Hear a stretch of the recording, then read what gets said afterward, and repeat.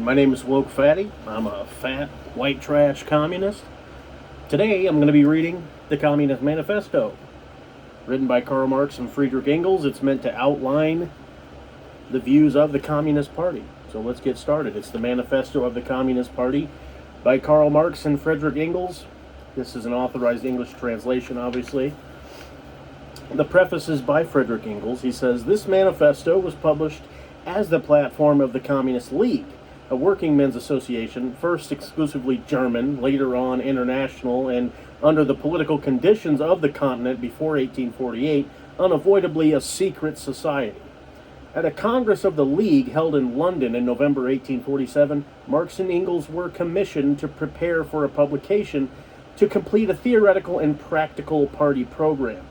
Drawn up in German in January 1848, the manuscript was sent to the printer in London a few weeks before the French Revolution on February 24th. That's funny. A French translation was brought out in Paris shortly before the insurrection of June 1848. The first English translation, by Miss Helen Macfarlane, appeared in George Julian Harney's Red Republican in London, 1850. A Danish and a Polish edition had also just been published. The defeat of the Parisian insurrection of June 1848, the first great battle between proletariat and bourgeoisie, drove again into the background for a time the social and political aspirations of the European working class." Interesting, he had to put it on the back burner. Thenceforth, the struggle for supremacy was again, as it had been before the Revolution of February, solely between different sections of the propertied class. The working class was reduced to a fight for political elbow room and to the position of extreme wing of the middle-class radicals. That sounds a lot like today. They have us fighting each other instead of punching up. They want us punching to the side or down. I mean, that sounds like today. Wherever independent proletarian movements continue to show signs of life, they were ruthlessly hunted down. Thus, the Prussian police hunted out the Central Board of the Communist League, then located in Cologne. The members were arrested, and after 18 months imprisonment, they were tried in October 1852. This celebrated Cologne Communist trial lasted from October 4th till November 12th. 7 of the prisoners were sentenced to terms of imprisonment in a fortress, varying from 3 to 6 years. Immediately after the sentence, the League was formally dissolved by the remaining members. As to the manifesto, it seemed thenceforth to be doomed to oblivion. When the European working class had recovered sufficient strength for another attack on the ruling classes, the International Working Men's Association sprang up. But this association, formed with the express aim of welding into one body the whole militant proletariat of Europe and America, could not at once proclaim the principles laid down in the manifesto. The International was bound to have a program broad enough to be acceptable to the English trade unions, to the followers of Proudhon in France. Let me look that up. There's a reference here. Proudhon is a reference 8. Proudhon, Etienne Cabet, a French utopian exiled to England for his participation in the July... that's not right. I don't know.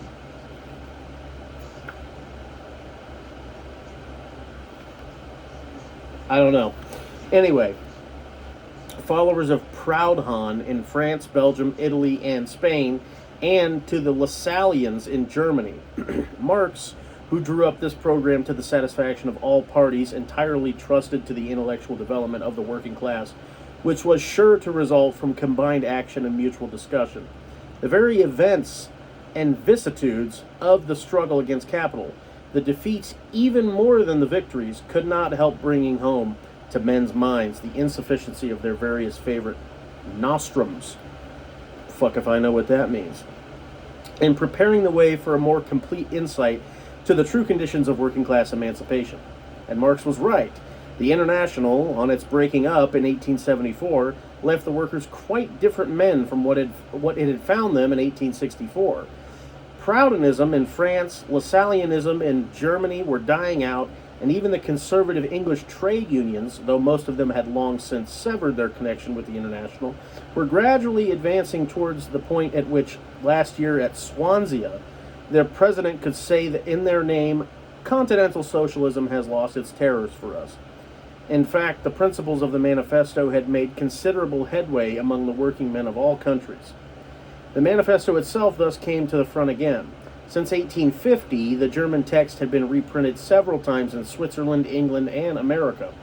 In 1872, it was translated into English in New York, where the translation was published in Woodbull and Claflin's Weekly. Interesting name. From this English version, a French one was made in La Socialiste of New York. Since then, at least 2 more English translations, more or less mutilated, have been brought out in America, and one of them has been reprinted in England.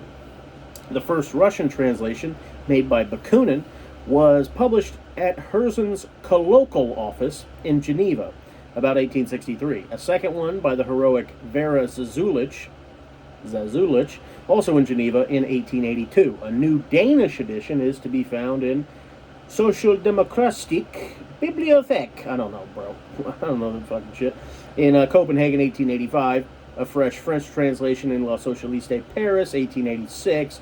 From this latter, a Spanish version was prepared and published in Madrid in 1886.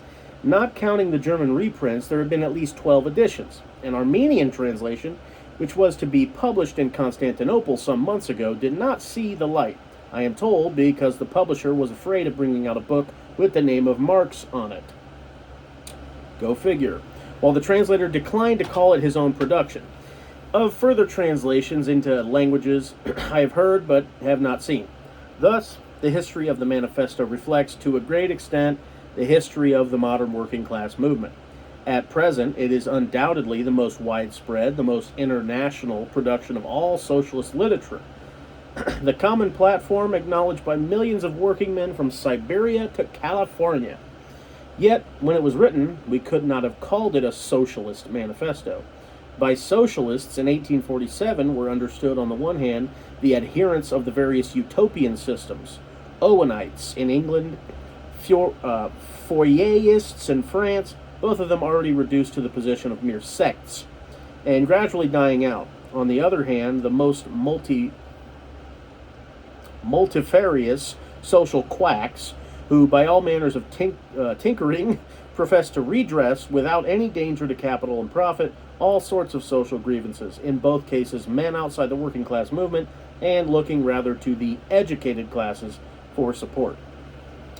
Whatever, fucking hard to read, dude. I suck at reading. Whatever portion of the working class had become convinced of the insufficiency of mere political revolutions and had proclaimed the necessity of a total social change, called itself communist. It was a crude, rough-hewn, purely instinctive sort of communism.